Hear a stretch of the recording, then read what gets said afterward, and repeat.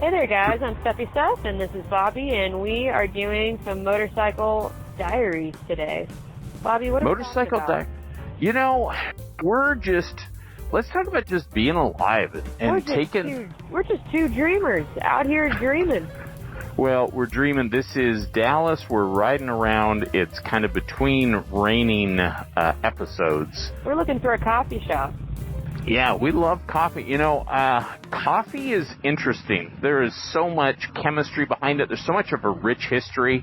Coffee gives people a chance to sit around, and it's a stimulant, and it fosters community and conversation. Boom. There you go. But we're kind of trying to pull away from alcohol, right? We're not, it's not that we don't have a beer every now and then or a glass of wine. But it's really nice when you don't need to have alcohol. You got a car and you're right there, Steph. But, what's on your mind right now on Motorcycle Diaries, Steffi?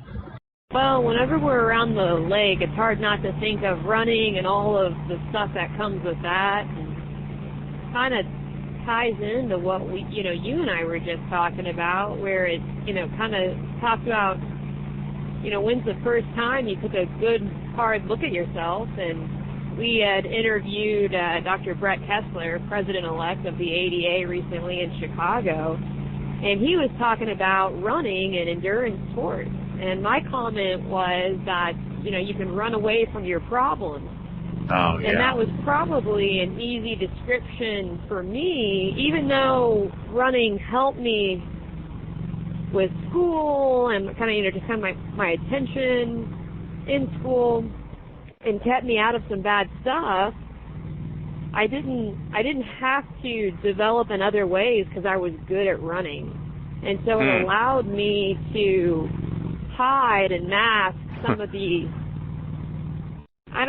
some of the critical moments growing up that I think people tend to encounter when they don't have a championship to hide behind, or they don't have a early athletic success in the capacity that I had it. So right now, are you running away from things or running towards a solution? Oh, I would say I'm blundering through things right now. Blundering? Yeah. That's kind of the story of my life. We did that Peru hike up the Inca Trail to Machu Picchu. And my intent was just to enjoy that kind of long, arduous journey. Yeah. And I was a little bit scared. But you know what? It worked out well. And I learned you can do almost anything with little baby steps. Very true, actually. We are actually standing on the motorcycles right now. It feels absolutely amazing. We've got to get another motorcycle journey planned out. It's getting to be the fall here. We're actually having some cold coming into Dallas. Watch this car up here left. No signal. Watch right. One of the things I love about motorcycles, and part of perhaps what's kind of cool to try to share on this diary, with motorcycles, you have to have full attention at all times,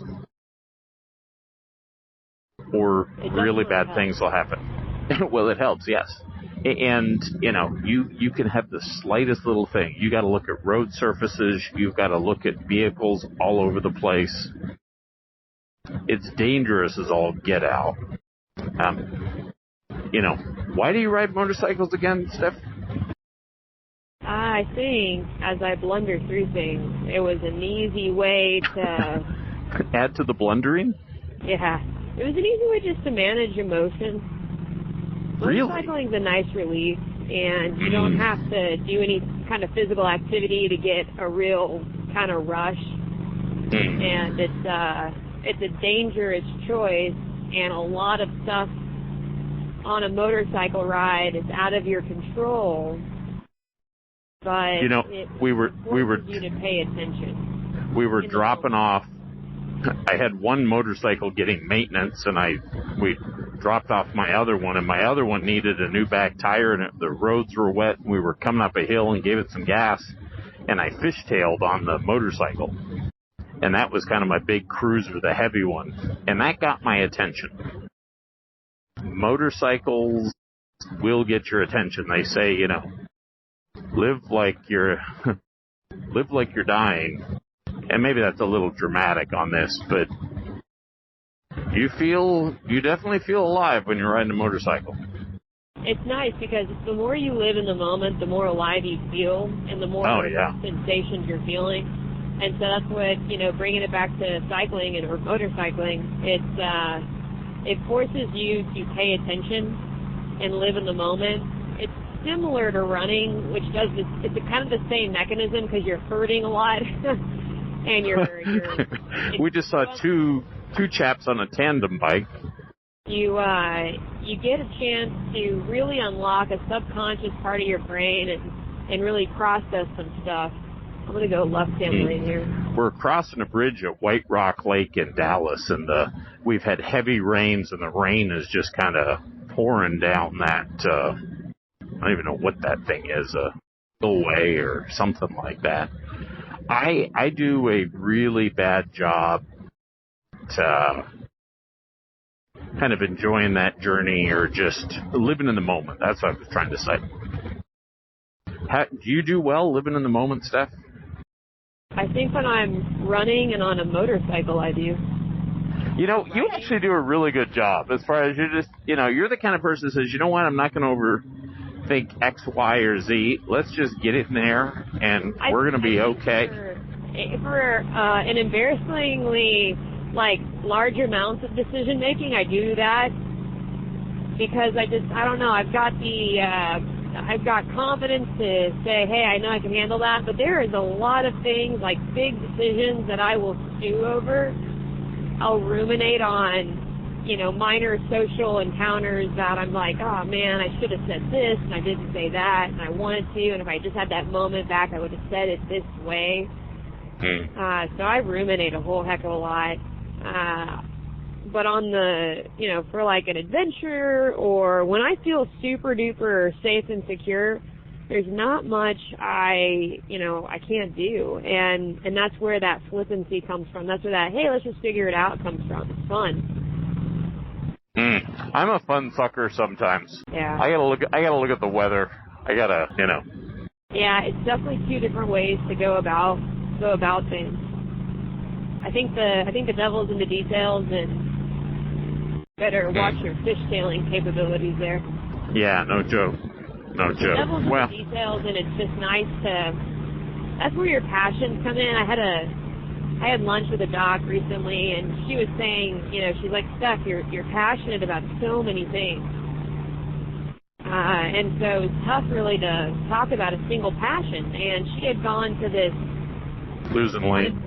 She had gone to this executive education series in California. It's over 6 months, phenomenal program through Glidewell Labs. And she was saying,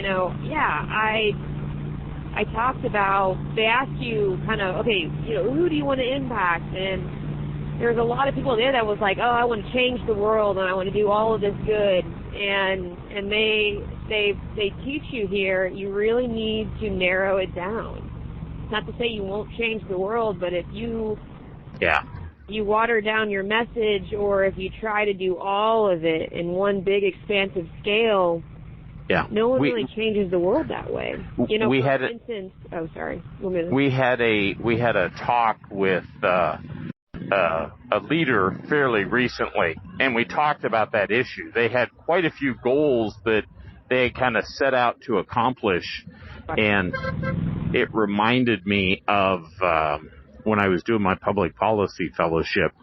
We had the guy who was, I think he was chief of staff for Jimmy Carter, and he just said we had way too many goals, and we lacked concentration, and we were trying to do everything, and we ended up not being able to do very many things.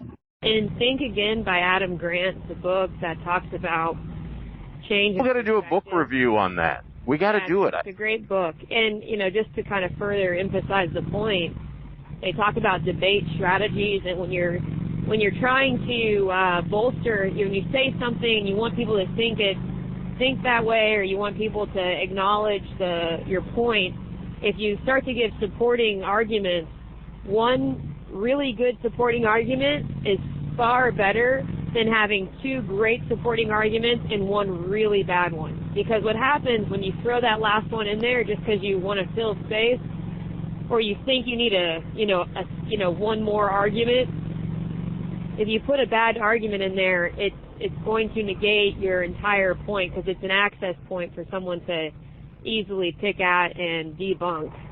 After you read that book, I'm going to go. What did you have to rethink, or what did you choose to rethink after reading that book? Is there anything you're reading this and you're like, oh my gosh, I gotta...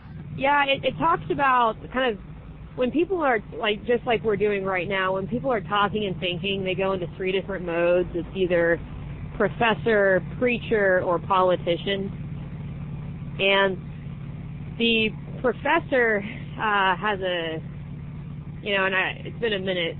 I'm going to mix these up, but it's really important. I've kind of moved on to a different book at this point. But it talks about having evidence versus no evidence for what you're saying.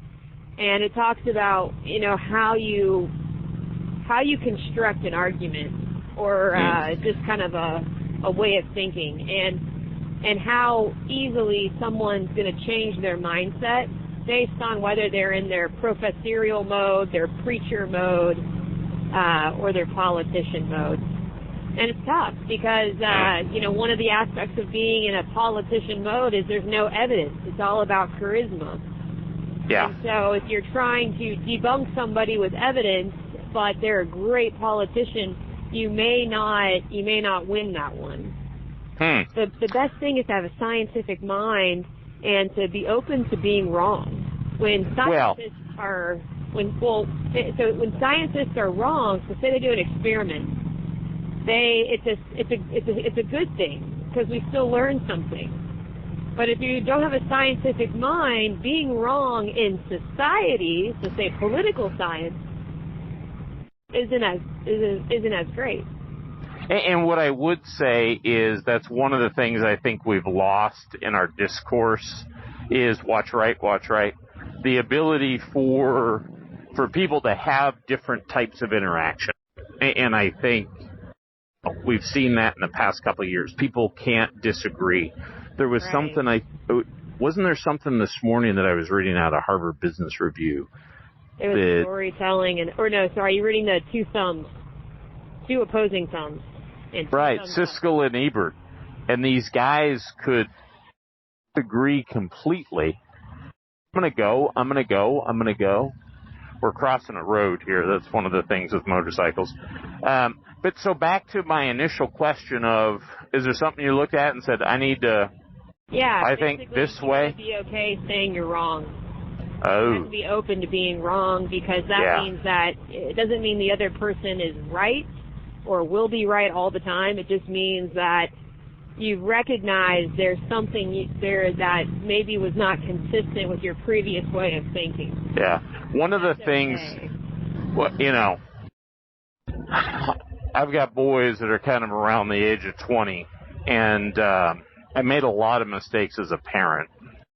One of the things that I think helped me, or one of the things I think I did well, was apologizing to my boys if I was wrong. And there were lots of times I was wrong. And I remember just conversations, and they were quite shocked that, and maybe it's they wanted to do something specific, and I said, no, that's not a good idea. And then it turned out that, you know what, they actually should do X, Y, Z. Well, unthinking, rethinking, changing your mind, admitting when you're wrong, that's all tough stuff to do. Any other final comments as we wrap it up, Steffi Steph? On the note of being more okay with being wrong, when you look at all of our knowledge collectively as humans, what we have, like all of the knowledge that we have, what is it to know a fact and how quickly does that fact become irrelevant? Think of how many people believed that the earth was flat and how wrong that would be knowing what we know now. So And then you fast forward so many years, and how many people believe that, I don't know, you could never put a man on the moon kind of thing. Yeah. You could never go into outer space, and how wrong that is now. So the concept of being right is so temporal, and it's relative, yeah. Yeah, and it's and just because you're consistent with the knowledge bank that we have today, it doesn't mean that next year or in the next moment that would be right as well. So it's not about being wrong necessarily, but it's about being open-minded. Yeah. And just let me know when you're crossing here. And understanding, as humans, we only know in the moment what's in front of us. Yeah. And so it's okay to be wrong. And actually talk about this in this book, is that if you are the same person with the same knowledge bank next year as you were the previous year, it's a wasted year. You have failed. That's right. Yeah, information will constantly be changing around you. You need to have, we always joke, we say, Bob 2.0 or Steph 2.0 or new Bob or new Steph. Are you on a 2.0? I thought we're still... Did you have a revision? I'm on the original. You're OG. All right, you're OG. Well, so on that point, it's, I think sometimes, especially when you are on a team that you've been on, they might criticize you for inconsistency. And there is something to being consistent, but I'll also argue the fact that you have every right to change.